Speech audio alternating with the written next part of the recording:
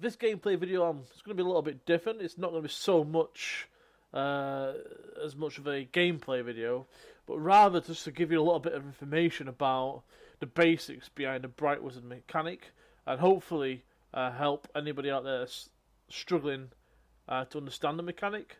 I know certainly I did when I first started playing this game. The video I'm just playing through in the background here, which I'll talk about more in details in a moment, is one of the first recordings I did playing as the Bright Wizard. Now, one of the biggest misconceptions of the Bright Wizard is that you lose health when you overcharge, but this is not actually true. Now, there's many different weapons for the Bright Wizard, and each weapon overcharges you in a different way, some more than others, but the basics behind the mechanic is still the same. So I'm just going to run the video here and try and talk you through this first video that I recorded, and hopefully try and make you understand a little bit better behind the Bright Wizard mechanic. I'll put a little overlay on here, which is going to be a green, yellow and red bar just above the UI, and I'll explain that in more details now. So let's have a look here. So as you can see, I'm starting to fight these mobs, and the bar is starting to go up at the bottom there. Now I've painted in the green section there. So in the green section, you're fine. Even in the yellow section and red section, you're fine to keep casting spells. Okay, you're not going to lose life casting spells in these green, yellow and red areas.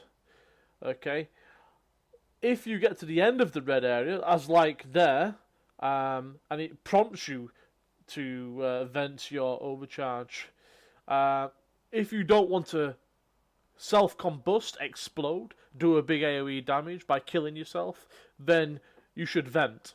Okay. Now,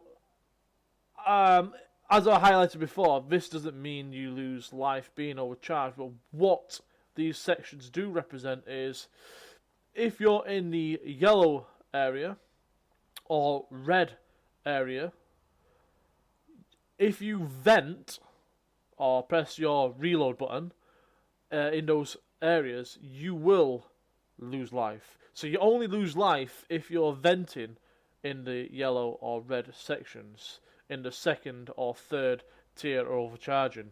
If you're in the green portion of the overcharge and you vent, you will not lose any life at all.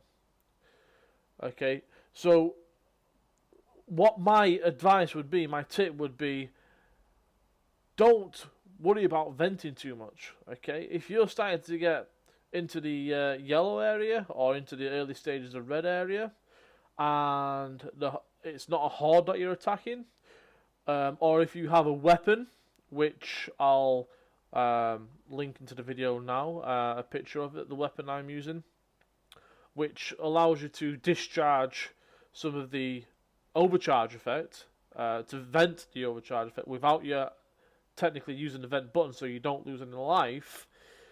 I would recommend meleeing as much as possible as you can to get rid of your yellow, or second tier, your yellow tier, or your third tier, your red tier overcharge. This way you will not lose any of your life. This is also a judgment call on your behalf. If you're fighting a horde, the Bright Wizard is best affected to deal with the large groups, the hordes. So you might want to then take the call of venting, sacrificing a tiny bit of your life to be able to kill more mobs and support your group more.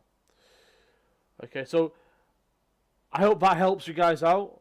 I hope you understand a little bit about the basics of the Bright Wizard mechanic. I will put some more videos out soon to try and go into a bit more details with different staffs, what I like to do in certain situations. So if it did help you out, guys, this video, please like, please subscribe if you want to see more. Much appreciated for watching.